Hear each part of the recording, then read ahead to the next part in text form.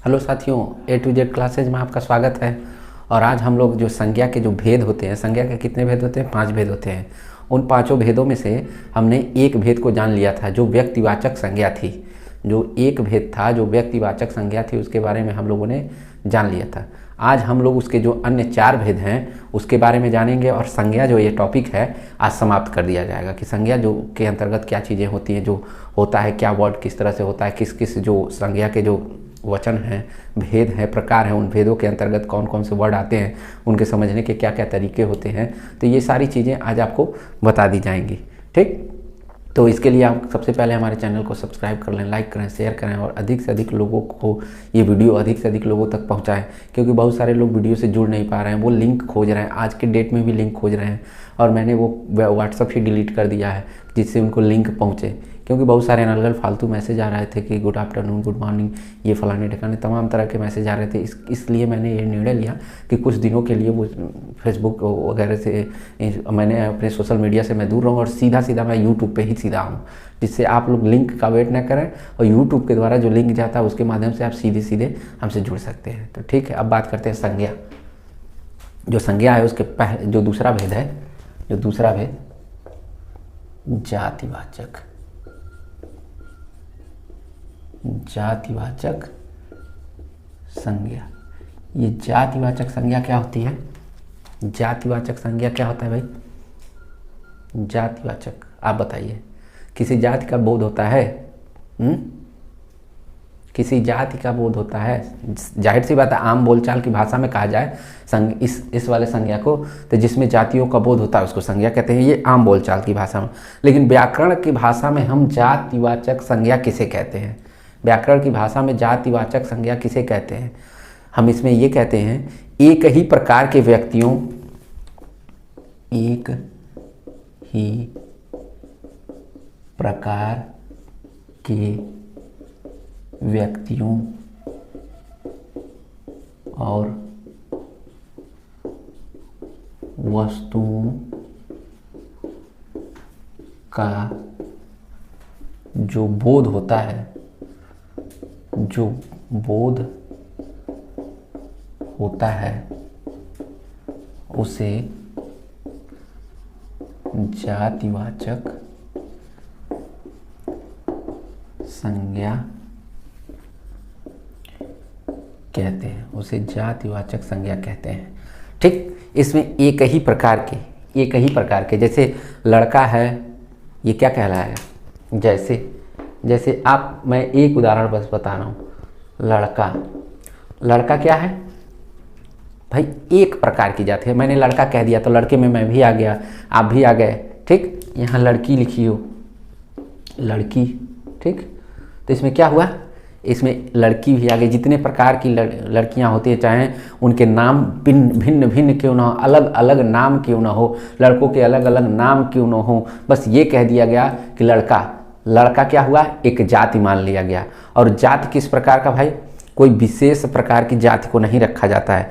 लड़का खुद एक जाति है। जैसे कहते हैं ना, हम इस कास्ट के हैं, हम इस जाति के हैं, हम फलाने जात के हैं, उसी तरह जातिवाचक संज्ञा में लड़का भी एक जाति है। लड़का भी, अब इसी लड़के में कोई, किसी का नाम रोहन रहेगा, किसी का नाम मोहन रहेगा, किसी का नाम चीकू होगा, किसी का नाम पीकू होगा, किसी का रोहन, अन्य इसी तरह बहुत सारे नाम होंगे। ठीक, ये लड़का एक जाति होगा, फिर लड़की, ये नहीं, दोनों को एक ही में सम्मिलित कर दीजिएगा, नहीं तब तो दूसरा वाचक संज्ञा हो जाएगा। ये मतलब जो समूहवाचक संज्ञा हो जाएगा वो आ जाएगा। नहीं तो लड़का ये अलग है, देखिए मैंने कॉमा लगाया है। और लड़की की भी जात होती है, बहुत सारी लड़कियां होंगी। ठीक, तो मैं एक ही लड़की बस कहूँगा तो समझ लीजिएगा जितने भी संसार में लड़कियां हैं वो वही जाति हो गई। महिला जात महिला हो गई, लड़की जात हो गई, बच्चे वाला जाति हो गया। ये सब क्या है? एक जाति है। अब उस जात में बच्चों के अंतर्गत जाते हैं तो बच्चों का नाम आता है, बड़ों के अंतर्गत जाते हैं बड़ों का नाम आता है। एक जाति विशेष का, जैसे कह सकते हैं वकील क्या है? वकील क्या है? एक जाति होती है और ये जातिवाचक संज्ञा के अंतर्गत आता है। ठीक, यहाँ वकील में देखते होंगे कि वकीलाइन नहीं होता है। ठीक, वकीलाइन नहीं होता है, वकील ही होता है। महिला भी रहेगी तो भी वकील कहलाएगी, पुरुष भी रहेगा तो भी वकील कहलाएगा। जो एडवोकेट होता है, या ये तो ना स्त्रीलिंग होता है और ना पुल्लिंग होता है, ठीक। ये अपने आप में ये जातिवाचक संज्ञा होती है, क्योंकि वकील पुरुष और महिला दोनों को कहा जाता है। वकील को ये नहीं कि पुरुषों को वकील कहा जाता है, महिलाओं को वकीलाइन कहा जाता है, नहीं, दोनों को एक ही नाम दिया गया है। डॉक्टर, डॉक्टर, ठीक, ये डॉक्टर है, ठीक।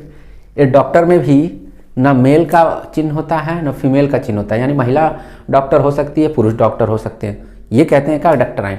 वो तो हम आपसी समझने के लिए कहते हैं, जैसे मास्टर, मास्टर के पत्नी को क्या कहते हैं, मास्टराइन। तो वो तो हम अपने समझने के लिए कहते हैं ना। लेकिन ये मास्टर साहब की जो होती है वो एक जाति होती है। बहुत सारे टीचर आपस में जुड़ते हैं, बहुत सारे टीचर होंगे तो उसको मास्टर कहा जाएगा, और उन मास्टरों में से भी बहुत सारे लोग होंगे, यानी सब कोई मास्टर तो होगा नहीं, यानी लड़का हो गया जात, लड़की जात, वकील, डॉक्टर, मास्टर, और भी जात होंगे। जैसे कुत्ता, कुत्तों की भी एक जाति होती है। कोई कहता है जर्मन शेफर्ड है, कोई कहता है पामेरियन है, कोई कहता है देसी है। इस तरह कुत्ते के नाम बताए जाते हैं, नहीं है, बताए जाते हैं। तो वो कुत्ता क्या है, सबसे पहले कुत्ता खरीदने जाते हैं, किसी शॉप पे जाते हैं कुत्ता खरीदने, तो कुत्ता ही खरीदने जाते हैं ना। उस कुत्तों के अंतर्गत अब वैरायटी देखते हैं कि मुझे पामेरियन चाहिए, मुझे जर्मन शेफर्ड चाहिए, मुझे देसी कुत्ता चाहिए, कहते हैं ना। तो वो कुत्ते की एक जाति हो जाती है, ठीक। अब बात करते हैं पशु। पशुओं की भी एक जाति होती है। बहुत सारे पशु आते हैं, गाय, भैंस, घोड़ा, क्या होते हैं, जाति होती है। हाथी भी क्या है, पशु ही है ना। तो पशुओं की भी एक जाति होती है, यानी पशु कह दिए तो भाई जितने भी पशु होंगे इसके अंतर्गत आ जाएंगे। ऐसी बात नहीं है कि पशु के अंतर्गत शेर नहीं आएगा, वो भी एक पशु है, ठीक, वो भी एक जानवर है, ठीक। तो जानवर भी कहते हैं तो भी वो जाति है, जानवर के अंतर्गत आ जाएंगे। पशु भी कहते हैं तो भी एक जाति है। ये नहीं कि पशु की जगह जानवर, जानवर का, दोनों बात एक ही है, दोनों ही जातिवाचक संज्ञा है। पक्षी हो गया, पक्षी भी, पक्षी कहते हैं ना, चिड़िया कहते हैं ना, पक्षी कहते हैं, चिड़िया कहते हैं, तो चिड़िया क्या हो गई, एक जाति हो गई। पक्षी होती है वो भी एक जाति है, बहुत सारी चिड़िया होती है, आप देखते होंगे, कहते हैं ये फलाने चिड़िया है, ये गौरैया है, ये तीतर है, ये बटेर है, ये पता नहीं कौन, कोयल है, ये कौवा है, ये सारी चीज़ों का नाम लेते हैं। नहीं, तो वो किसके अंतर्गत आते हैं, पक्षी या चिड़िया के अंतर्गत आते हैं, ठीक। अब बात करते हैं, एक और नाम ले लेते हैं, मंत्री। मंत्री, मंत्री जानते हैं, अरे भाई जो आपके नेता लोग होते हैं वो मंत्री बनते हैं, नहीं बनते हैं, तो इसमें भी मेल फीमेल दोनों चीज़ें होती हैं, ठीक। तो ये एक जाति होती है। ये नहीं कि सिर्फ मंत्री नाम ले लिया गया तो महिला का चाहे पुरुष का, ये दोनों एक तरह से नपुंसक लिंग होता है और इसके अंतर्गत दोनों लोग आ जाते हैं, ठीक। तो वो चीज़ें हैं। तो एक बार इसकी स्क्रीनशॉट ले लीजिए, क्योंकि कन्फ्यूजन ना हो, ठीक। अब बात करते हैं दूसरे की। ये यहाँ तक समझ में आ गया होगा। और भी लिखना चाहें, पुस्तक, पुस्तक की कोई जाति होती है, कुर्सी की कोई जाति होती है, सब एक प्रकार की जाति है। पुस्तक में बहुत सारे पुस्तक आ जाएंगे, कुर्सियों में बहुत प्रकार के डिजाइन के, मतलब एक नाम होगा उसके अंतर्गत बहुत सारी चीज़ें आ जाएंगी। अब बात करते हैं जातिवाचक के बाद।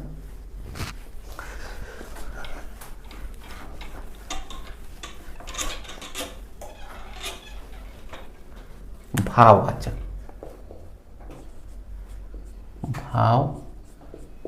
भाववाचक, भाववाचक संज्ञा। ये भाववाचक संज्ञा क्या होता है, ये भाववाचक संज्ञा का एक बार हमको परिभाषा बता दीजिए। जो बहुत ज़्यादा भाव मारता है उसको क्या कहते हैं, भाववाचक संज्ञा कहते हैं। हाँ, जो बहुत ज़्यादा कहते हैं ना, एटीट्यूड में रहता है, उसको भाववाचक संज्ञा कहते हैं। ऐसी कोई बात नहीं। भाववाचक संज्ञा जो आपके भावों से बनी होती है, जिसमें कहा जाता है भाववाचक संज्ञा, भाववाचक संज्ञा जो जातिवाचक संज्ञा,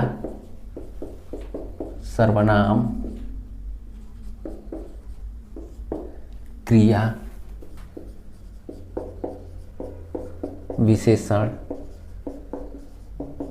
और अव्यय से मिलकर बने होते हैं,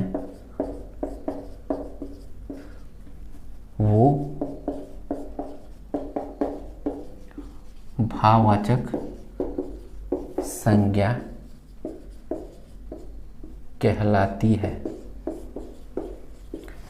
इसमें ये चीज़ें देख लीजिएगा कि इसमें कहा जाता है कि भाववाचक संज्ञा उस संज्ञा को कहा जाता है जो जातिवाचक संज्ञा सर्वनाम, क्रिया, विशेषण और अव्यय से मिलकर बने होते हैं, उनको भाववाचक। भाव का मतलब क्या कि हम आपके दुख को समझ सकते हैं, जितना भी दुख रहता है, क्योंकि हमने दुख देखा है तो दुख को समझ सकते हैं, हमने खुशी देखी है तो खुशी को समझ सकते हैं, हम किसी की बात को समझ सकते हैं। किसके माध्यम से? भावों के माध्यम से। कोई हंस के बोल रहा है तो उसका भाव क्या होगा? हंस रहा है तो भाई हंसने वाला भाव समझ में आ रहा है। कि कोई आपका मजाक उड़ा रहा है तो कैसे कहते हैं? मजाक उड़ा रहे हो। तो मजाक उड़ाना क्या है? एक भाव है। भावों के माध्यम से हम बहुत सारी चीज़ें, बहुत कुछ सारी चीज़ें हम सीखते हैं। ठीक, तो इसी को भाववाचक संज्ञा कहते हैं। तो भाववाचक संज्ञा के अंतर्गत क्या क्या चीज़ें होती हैं? जो संज्ञा, सर्वनाम, क्रिया, विशेषण और अव्यय से वो शब्द मिलके बने होते हैं, उन्हीं को भाववाचक संज्ञा कहा जाता है। और इसके अंतर्गत कहा जाता है कि ये प्रत्यय जोड़कर बने होते हैं। ये भाई मैंने उपसर्ग और प्रत्यय आप लोगों को पढ़ाया होगा। तो जो प्रत्यय होता है वो शब्दों के कहाँ लगता है? बाद में लगता है। तो ठीक इसी प्रकार ये जो भाववाचक संज्ञा है, ये प्रत्यय से मिलके बने होते हैं। यानी प्रत्यय जो होता है शब्दों के लास्ट में ही तो लगता है कि पहले लगता है। यानी जो भाववाचक संज्ञा है, ये शब्दों के अंत में आपको कहीं ना कहीं दिखाई देगा। प्रत्यय शब्दों के अंत में कहीं ना कहीं वो प्रत्यय दिखाई देगा। तो जैसे कह सकते हैं, जैसे बुढ़ापा। बुढ़ापा में, बुढ़ापा क्या है? कहते हैं ना बुढ़ापा आ गया, जवानी आ गया, ये आता है ना जवानी, प्रौढ़ावस्था, किशोरावस्था, ये सब क्या हैं? भाववाचक संज्ञा हैं। प्रौढ़ावस्था, किशोरावस्था, बुढ़ापा, जवानी, ये सारी चीज़ें क्या हैं? ये भाववाचक संज्ञा के अंतर्गत आती है। तो देखिए इनके अंत में देखिए शब्दों के प्रत्यय लिखा है ना, तो शब्दों के अंत में देखिए यहाँ पे प्रत्यय लगा हुआ है, यानी आपा, यहाँ पे प्रत्यय लगा हुआ है, यहाँ आपा लगा हुआ है, यहाँ पे आनी लगा हुआ है। यानी शब्दों के अंत में जो प्रत्यय लगा दिए जाते हैं और उन प्रत्ययों के माध्यम से जो चीज़ें बनती हैं, उन्हीं को ये भाववाचक संज्ञा कहा जाता है। तो ठीक, कहते हैं मोटापा। मोटापा में कौन सा संज्ञा भाई? आप उदाहरण बोलते रहिए, एक बार आप भी उदाहरण बोलते रहिए। मिठाई, मिठाई स्वाद कहते हैं ना, इस मिठाई का स्वाद आपने कभी न कभी लिया है, खाया रहते हैं, तो बताते हैं कि ये मिठाई बड़ी टेस्टी लगती है, आप खाइएगा जरूर। वो किस माध्यम से कहते हैं? क्योंकि उसका भाव आप जानते हैं, उसको समझ चुके हैं। एक बार खा के अगर वो मिठाई कभी कोई खाता है तो आप बता सकते हैं कि ये मिठाई इतनी मीठी होती है, चाहे इस तरीके से वो लगती है। किस माध्यम से? क्योंकि आप उसका टेस्ट लिए, उसका भाव आप जान रहे हैं। तो वही मिठाई हो गई। लंबाई, लंबाई हम अब कहें, किसी की लंबाई की बात करें तो लंबाई से क्या आशय आएगा? छोटा सा आदमी। लंबाई से आशय क्या आएगा? छोटा सा आदमी, छोटा सा आएगा। जब भी हम कहेंगे लंबाई तो ऐसे हाथ इशारा करेंगे तो आप कहेंगे नहीं, ये तो गलत होता है। लंबाई मतलब बड़ा। वो किसके माध्यम से आप जानते हैं? भावों के माध्यम से ही तो जानते हैं आप कि लंबाई क्या होती है, यानी बड़ी होती है। क्रोध, क्रोध भी कहते हैं ना, दुर्वासा ऋषि क्या थे? बहुत क्रोधी थे। ठंडी, हिमालय पे क्या पड़ती है? बहुत ज़्यादा ठंडी। धैर्य, कहते हैं ना बहुत ज़्यादा धैर्य रखो। ये सब क्या है? मातृत्व, मातृत्व, भातृत्व, भातृत्व, बंधुत्व, बंधुत्व, ये सब क्या है? ये सब भाववाचक, जिनमें हम भावों को जानते हैं। चतुराई, भाई बहुत सारे हैं कि कौन कौन सा नाम मैं लूँ। आप जितना लिख सके, मैं जितना लिख रहा हूँ उतना ही नहीं होता है। बहुत सारी चीज़ें भावों को हो सकता है कि आप वो जानते हो। मूर्खता हो सकता है, घबराहट हो सकता है, अपनापन हो सकता है, अकेलापन हो सकता है। ये क्या है? भाववाचक संज्ञा ही होती है। ठीक, तो मुझे लगता है भाववाचक संज्ञा आपको समझ में आ गई होगी कि जिनको हम भावों के माध्यम से प्रकट करते हैं। और भावों को कैसे प्रकट करते हैं? जहाँ पे संज्ञा, सर्वनाम, क्रिया, विशेषण से मिलके बना होता है। और एक लाइन और आप उस कहते हैं कि जो चीज़ें आपको नहीं, अगर थोड़ा सा भी कन्फ्यूजन दे वो शब्द, तो आप देख लीजिए कि उस शब्द के अंत में अगर प्रत्यय लगा हुआ है, एक शब्द को एक बार उसको तोड़िए और देखिए कि उस शब्द में गलती से कहीं प्रत्यय लगा हुआ है। अगर गलती से प्रत्यय लगा हुआ है तो समझ लीजिएगा वो भाववाचक ही संज्ञा है। इन शब्दों को तोड़िएगा। जैसे बुढ़ापा में आपा, आनी, टापा, आपा, आई, बाई, आई, सब इसी तरह से लगा हुआ है। आई, इसी तरह से सारी चीज़ें लगी हुई थी। आप उसको एक बार प्रत्यय के माध्यम से भी देख सकते हैं कि ये भाववाचक संज्ञा है कि नहीं। कन्फर्मेशन के लिए ये प्रत्यय से जोड़ के बने होते हैं। अगर प्रश्न आपसे यही पूछे कि कौन सा ऐसा पांचों संज्ञाओं में है जो प्रत्यय से मिल के बना होता है, पांचों जो संज्ञाएं हैं उन संज्ञाओं में ऐसा कौन सा है संज्ञा जो प्रत्यय जोड़ के बनता है, तो आप कह सकते हैं भाववाचक संज्ञा। अब यहाँ से लगता है कि कोई कन्फ्यूजन तो होने वाली नहीं है। ठीक, अब अगला कौन सा है?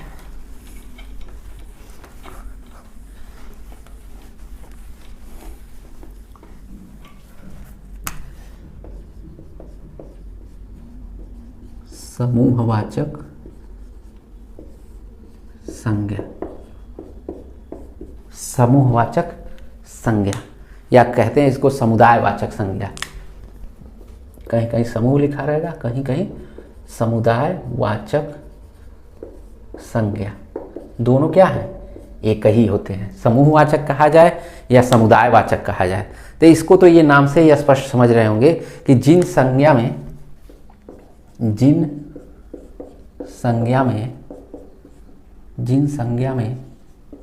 संज्ञा के व्यक्तियों व स्थानों में समूह का बोध होता हो उसे समूहवाचक संज्ञा कहते हैं। मतलब इसमें क्या होता है कि इसमें एक समूह को विशेष महत्ता दी जाती है कि कहीं कोई समूह बना है, वो क्या हो गया? समूहवाचक संज्ञा, जिसमें इसे कहा जाता है कि व्यक्तियों, वस्तुओं, मतलब व्यक्तियों के समूह को, स्थानों के समूह को, वस्तुओं के समूह को, मतलब ये जिन जिन लोगों का मैं नाम, व्यक्तियों का एक से अधिक व्यक्ति रहेंगे वहाँ उनका अलग समूह होगा, दो या दो चार से अधिक व्यक्ति रहेंगे वहाँ उसका समूह रहेगा, दो या दो से अधिक वस्तुएं रहेंगी उनका वहाँ समूह रहेगा। मतलब इन सारी चीज़ों में जितनी चीज़ें आ रही हैं समूह के अंतर्गत उसको समूहवाचक संज्ञा कहते हैं। जैसे भाई अब इसका एग्जाम्पल आप बोलेंगे, जैसे में हम बस लिखेंगे, इसका उदाहरण होती है। सबसे पहले आप कहाँ पढ़े हैं? विद्यालय में। तो विद्यालय में क्या होती है? कक्षा। अब कह सकते हैं कि कक्षा में क्या होता है? विद्यार्थियों का समूह होता है, बिल्कुल होता है। अब सेना में, सेना किसको कहते हैं? किसी एक व्यक्ति को सेना कहते हैं कि बहुत सारे व्यक्तियों के समूह को सेना कहते हैं। ठीक। भीड़ किसे कहते हैं भाई? एक आदमी के समूह को भीड़ कहते हैं, यानी बहुत सारे आदमी एक जगह इकट्ठा होते हैं तो उसको भीड़ कहते हैं। सभा नेताजी वगैरह लोग आते हैं ना, तो जब नेताजी वगैरह लोग आते हैं तो अपना भाषण देने के लिए क्या लगाते हैं? सभा।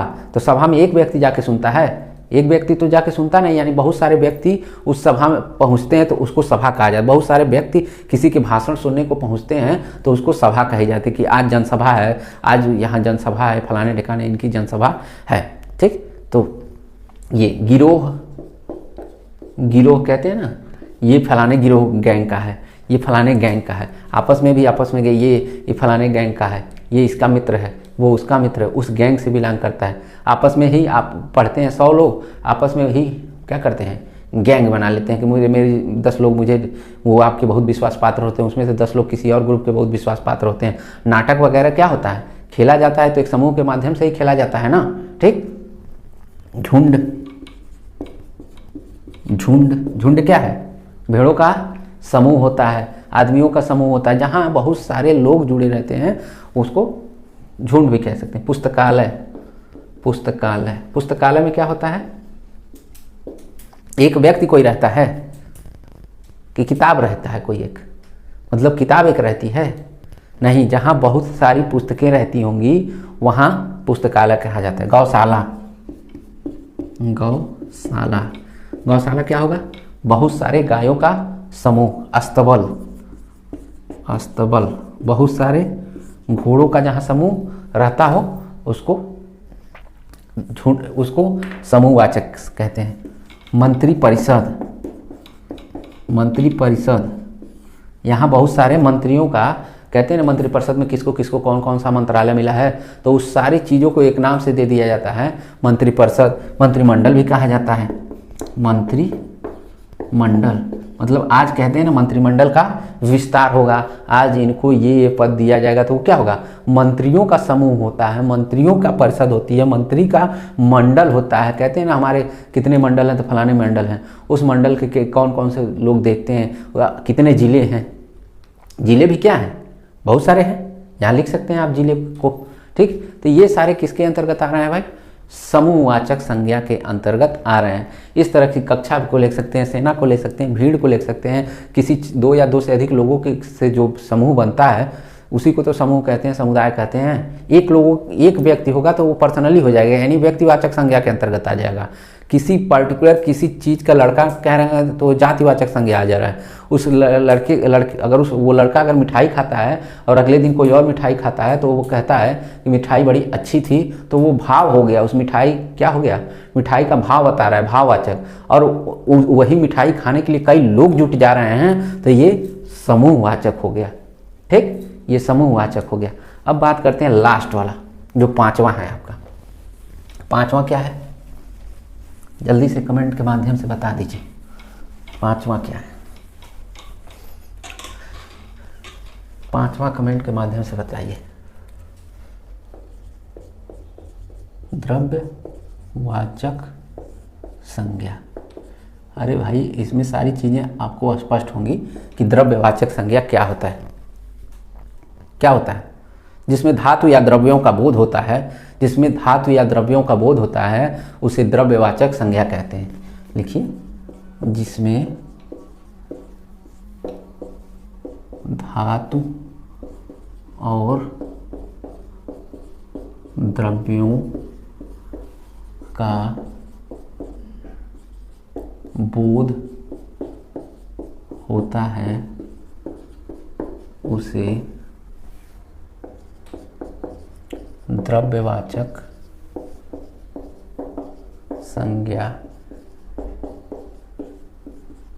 उसे द्रव्यवाचक संज्ञा कहते हैं, ठीक। जिसमें धातुओं व द्रव्यों का बोध होता है, इसके अंतर्गत माप तौल करने वाली चीजें ही आती हैं। इसमें लिख लीजिए, इसके अंतर्गत माप तौल करने वाली वस्तुएं आती हैं। भाई, माप तौल जिसमें होगा, जिन वस्तुओं में माप तौल होगा वो भाई किसके अंतर्गत आ जाएगा, द्रव्यवाचक संज्ञा के अंतर्गत। जो चीज़ों को हम नाप सकते हैं, जैसे ये पेन है, इसका जो वजन लिखा हुआ है ये इसका क्या है, ये द्रव्यवाचक संज्ञा। ये पेन नहीं, अगर इसको हम मापते हैं तो ये किसके अंतर्गत आ जाएगा, द्रव्यवाचक के। बहुत सारे लोग द्रव्यों को बस यही जानते होंगे कि जैसे पानी क्या है, द्रव्य है। डीजल क्या हो गया, डीजल, पेट्रोल, सोना, चांदी, पीतल और भी चीज़ें होती हैं जो कोल्ड ड्रिंक वगैरह पीते हैं, वो सारी चीज़ें द्रव्यवाचक। इतना तो आपको एकदम कंफर्म हो रहा है कि ये द्रव्यवाचक है। इसके अलावा थोड़ा सा कठिन इसको बनाते हैं कि जहाँ आप थोड़ा सा मात न खाएं कि ये द्रव्यवाचक है कि नहीं। प्रश्न आपसे ये नहीं पूछेगा, क्योंकि आप ये जान रहे हैं कि ये द्रव्यवाचक संज्ञा। ये पूछेगा क्या, ये वाला चीज़ें। गेहूँ क्या है, गेहूँ क्या है, ये द्रव्यवाचक संज्ञा है, क्योंकि गेहूं को हम नाप और तौल सकते हैं। इसलिए यहाँ देखिए, इसके अंतर्गत जिस चीज़ों को हम माप तौल कर सकते हैं वे वस्तुएं द्रव्यवाचक संज्ञा आती हैं। ये देखिए, एक कोटेशन मैंने लिखा है जिसके अंतर्गत माप तौल करने वाली वस्तुएं आती हैं। गेहूं को हम नापते हैं, तौलते हैं ना। चावल को भी हम मापते तौलते हैं ना, ठीक। कोयला को खरीदते बेचते हैं। कोयला क्या हुआ, इन चीज़ों को घी मतलब गेहूं भी अगर आ जाए, जिन चीज़ों को अगर हम माप तौल सकते हैं, गेहूं जैसे ले लीजिए, बहुत सारे लोग कहेंगे गेहूं कैसे होगा, ये तो द्रव्यवाचक नहीं होगा। लेकिन जब आप इसकी परिभाषा पढ़ते हैं, इसके अंतर्गत माप तौल करने वाली सारी की सारी वस्तुएं आ जाती हैं। तो माप तो गेहूं का भी करते हैं, चावल का भी करते हैं, और कोयला खरीदने किस में जाते हैं? लीटर में। कोयला खरीदने जाते हैं तो किस में जाते हैं? किलो पे ही देता है ना, केजी पे ही देता है ना वो। और चावल खरीदने जाते हैं तो क्या वो लीटर में देता है? क्या लीटर में नहीं देता है, वो केजी में देता है। गेहूं खरीदने जाते हैं तो वो किस में देता है? केजी में। लेकिन अगर यही घी खरीदने जाए तो वो क्या करेगा? वो लीटर में देना शुरू करेगा। फिर पानी खरीदने जाते हैं तो अब तो देखिए पानी का आप नल से खरीदते हैं, लेकिन अब तो इतनी अच्छी अच्छी बोतल आती है 1 लीटर की, 2 लीटर की, कहते हैं इस ब्रांड का पानी चाहिए, तो उस पानी में क्या होता है? पानी क्या होता है? वो उतने लीटर का रहता है। आपको पता होता है कि 1 लीटर का पानी है तो उसके अनुसार मूल्य उसका देते हैं। डीजल खरीदने जाते हैं तो वो कैसे देता है? मापता है, किससे मापता है? लीटर से ही ना, कि तौल के देता है?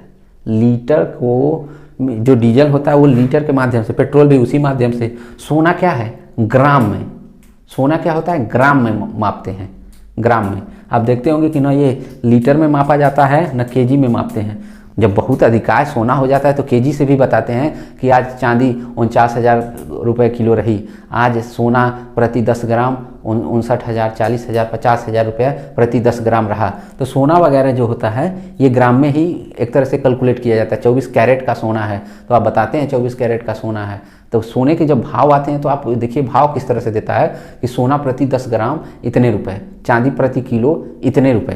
तो जो जिस तरह से हम माप सकते हैं, वो तौल सकते हैं, वो द्रव्यवाचक संज्ञा के अंतर्गत ये सारी की सारी चीज़ें आ जाएंगी। तो ये थी सारी, ये चारों के चारों जो संज्ञाएं थी वो थी। और ये बड़े आसान सी चीज़ों में आप लोगों ने पढ़ा होगा, तो नहीं पढ़ा होगा तो यहाँ से पढ़ के समझ लिया होगा। बहुत सारी चीज़ें आप जानते थे, बहुत सारी चीज़ें आप नहीं जानते थे, अब यहाँ से कन्फर्म हो गया होगा। द्रव्यवाचक में अभी तक नहीं पढ़ा होगा तो बस यही जानते होंगे कि जो लिक्विड फॉर्म में हम देखते हैं वो द्रव्यवाचक संज्ञा हो। लेकिन अगर जो बच्चे ये ना जानते हो कि गेहूँ, चावल, कोयला, ये सारी चीज़ें भी द्रव्यवाचक संज्ञा कहलाती है, और एग्जाम में यही पूछा जाएगा, एग्जाम में यही पूछा जाता है, ठीक, द्रव्यवाचक के अंतर्गत। तो आपसे एक भी प्रश्न मिस ना हो और इतने से आसान सी चीज़ें आपसे छूट जाएं तो भाई क्या मतलब रहा हमारा। वो चीज़ें हम आपको बता दे रहे हैं कि अब ना छूटें। अभी तक जो छूट रही थी, अब हम हैं तो नहीं छूटेगी। तो आई होप ये क्लास आप लोगों को अच्छे से समझ में आ गई होगी। और एक बार और जितने लोगों ने हमारे चैनल को लाइक नहीं किया, शेयर नहीं किया, सब्सक्राइब नहीं किया है और वीडियो को पुनः करके देखा है। बहुत सारे लोग लिंक ना ढूंढे भाई, लिंक किस भेजा जाएगा तब लिंक के माध्यम, यूट्यूब आपके पास लिंक भेज ही रहा है ना, तो अब बिना सोचे समझे आप अपने दिमाग में बैठा लीजिए कि 5 बजे क्लास में आना ही आना है। साइकोलॉजी की क्लास 7 बजे आना ही आना है। अभी साइकोलॉजी की क्लास सस्पेंड की गई है कुछ दिनों के लिए। साइकोलॉजी की क्लास 1-2-4 दिनों में एकदम नियमित तरीके से आपके साथ 7 बजे उसमें जुड़ जाइएगा। तो फिलहाल अभी तक जितने लोग हैं उनको धन्यवाद कि हमारी क्लास के साथ जुड़ें, और लोगों को लिए जोड़ें। उसके लिए मैं धन्यवाद कह रहा हूँ कि अन्य अगले दिन से वो और लोगों को लेके आएंगे। धन्यवाद।